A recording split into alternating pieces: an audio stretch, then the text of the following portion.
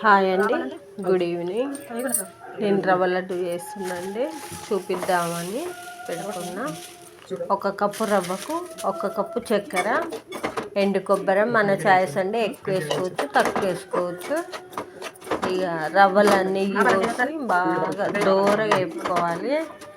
పచ్చివాసన అంతా పోయేదాకా కొంచెం ఎక్కువనే వేసుకోవాలండి. నెయ్యి బాగా కలుపుతూనే ఉండాలి.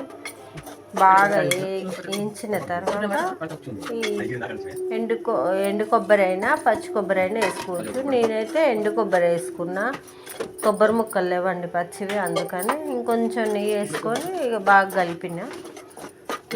కొబ్బరి కూడా పచ్చి వాసన పోయి మంచి నెయ్యి వాసన వచ్చిందాక వేపుకోవాలి. ఇప్పుడు చక్కెర పోసుకోవాలి. చక్కెర పోసుకొని మంచి కిందికి మీదికి కలుపుకోవాలండి. కిందికి మీదికి మంచిగా కలుపుకుంటే కొంచెం అంతటా కలుస్తుంది అన్నట్టు చక్కెర. ఇంకొద్దిగా నెయ్యి యాడ్ చేసుకోవాలి. నెయ్యి మాత్రం చాలా పడుతుందండి. ఇక కొంచెం తడి కావాలి కనుక మనకు వాటర్ చల్లుకోవాలి. కొంచెం పాలు కూడా చల్లుకోవచ్చు. పాలు అయితే ఒక 3-4 days కాగానే స్మెల్ వస్తుంది, కొంచెం ముక్కలు. వాటర్ చల్లుకుంటే మంచిగా ఉంటుందండి. ఇట్లా వాటర్ చల్లుకోవాలి.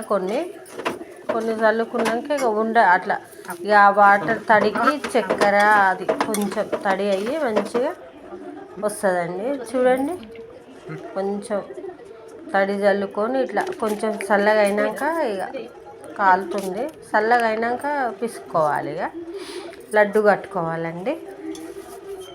ఎంత ఈజీగా టేస్టీగా చేసుకోవచ్చు. ఇక డ్రై ఫ్రూట్స్ అవన్నీ అంటే మన చాయిస్ అండి.